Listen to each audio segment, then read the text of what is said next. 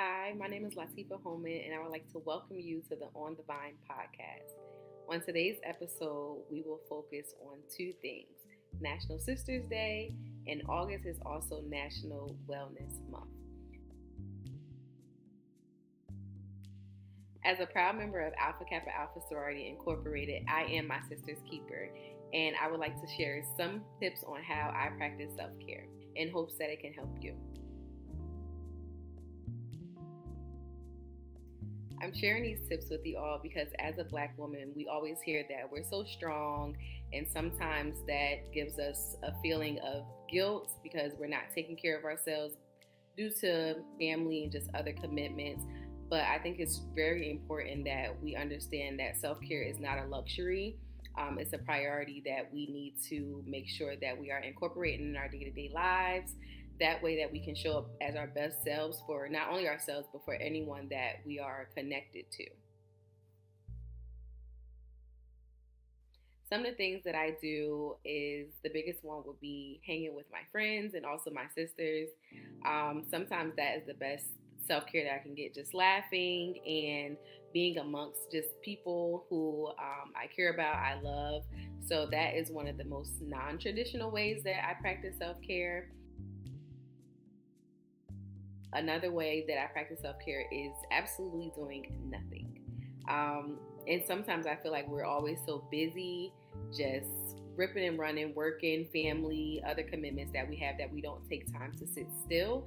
I have been practicing how to just be present with myself and take time to binge watch a show or read a book. Those are just some of the things that I like to do. Another thing that I do for self care is actually go to therapy. There's a lot of stigma when it comes to the African American communities about mental health and getting help, but I can say that honestly, therapy has saved my life.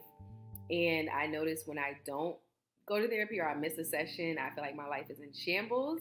And I try to be cognizant of making sure that I'm not missing my appointments and making sure that I'm being very transparent with my therapist and getting the tips and tools that she provides to me for the betterment of myself. I found my therapist on therapyforblackgirls.com, and they have a lot of resources when it comes to mental health and mental wellness.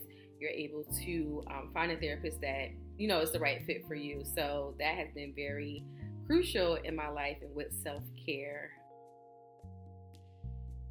Another thing that I do is that I just find things that actually make me happy. I'm finding like a hobby, whether that's going to a dance class or trying something new for the first time, going to a museum, taking myself out has been very helpful when it comes to just me feeling better.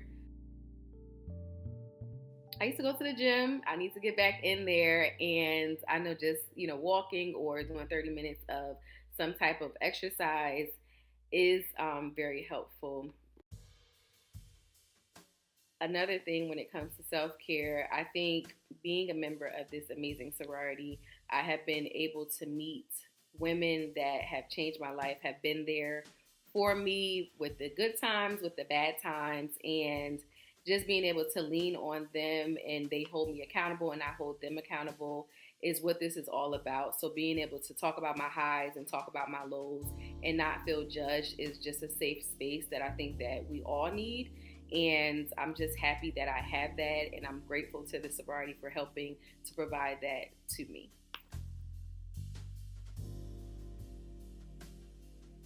Those are just a few tips on how I practice self-care. And if you have any topic ideas or suggestions, please leave them in the comments. We would love to hear from you all.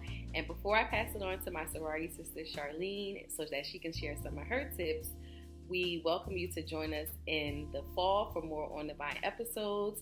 And we hope that you subscribe to our channel. Thanks, Soror Latifah. I too am a proud member of Alpha Kappa Alpha Sorority Incorporated, as well as a member of Omega Rho Omega out of Richmond, Virginia.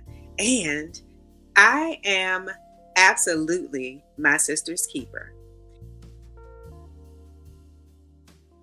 As Soror Latifah said, sometimes as Black women, we feel an obligation to keep going and going and going, sort of like that old commercial, I'm telling my age now, with the Energizer Bunny that never stops.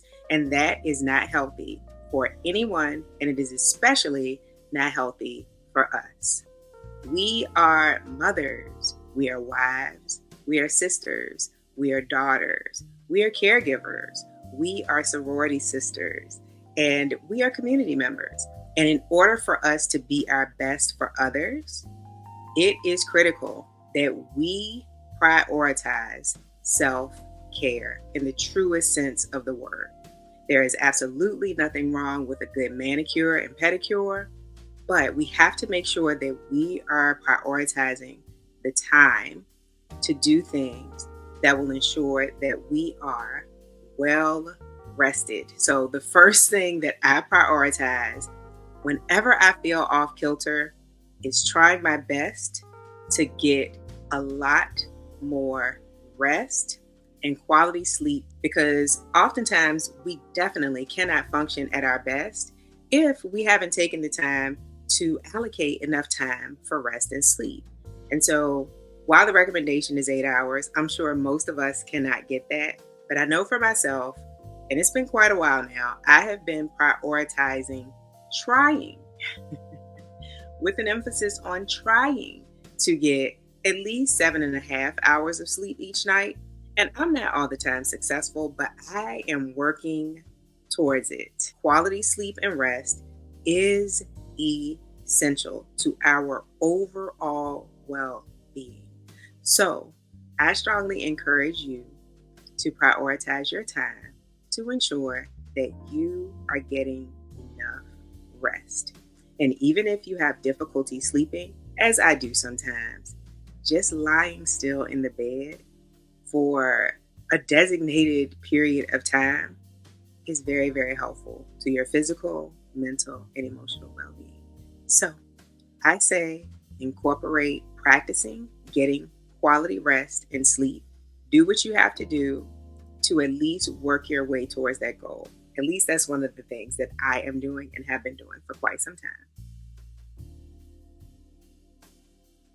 Another thing that I do to help ensure that I am at my best or close to it is something that is called float therapy or flotation therapy. And truth told, I am glad that this is National Wellness Month and I am being forced to pay closer attention to my self-care habits in reference to my overall wellness, because I have not been floating as I used to float, and I used to float weekly. And I noticed that it made a huge difference on my first thing, which is my sleep. After floating, that is the best night's rest that I could possibly ever get, I think. And it extends over for a couple of days. But in addition to that, I use my float therapy sessions as a way to, one, enjoy the water. And I like to close my eyes. And I always start off with a little prayer. And I always start off with gratitude. I'm also trying to use it as a way to start a meditation practice. I do guided meditation sometimes during the day. That's something else I do to try to practice wellness for myself. There are tons of apps that you can use. Insight Timer is one. I think Headspace is an app. And honestly, depending on what relaxes you, I love nature sounds. I love the sound of water. You can find a lot of those things if you subscribe to music services like Apple Music or Spotify. Those playlists are there. Even on YouTube, you can find the most relaxing things to listen to that can help to calm your mind and help you get centered if you feel overwhelmed. If you are not familiar with float therapy, there is a video that will be linked in the description box. Another thing that I do regularly that might seem kind of odd to people is I find time, even if I have to sit in my car, to be in the sunshine. I need and want the vitamin D. It is so energizing for me. And not just the actual warmth from the sun, just the brightness of it. Something about it makes me feel energized. It makes me feel alive, and it makes me feel grateful and blessed. So most days I try to make sure I find my way outside, and especially now that it is summer where we are and it's warm, I try to find my way outside and make sure I spend some time in the sunshine because it genuinely makes me feel better. One last thing that I do to ensure my wellness is I am prioritizing spending time with those I love and those who love me. That is very much my family. That is also my extended family, i.e., my friends, and of course, my sorority sisters. There is nothing like knowing that you are loved and cared for and feeling that, and also being able to show your love and care for other people.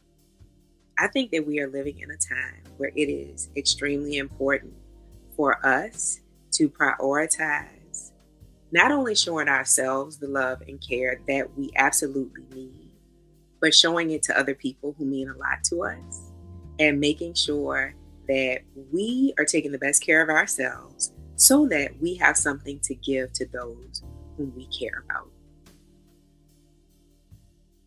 I hope that these tips were helpful and will encourage you all to prioritize your health, your happiness, and your wellness, not just for the month of August, but throughout the rest of this year and every other year to come.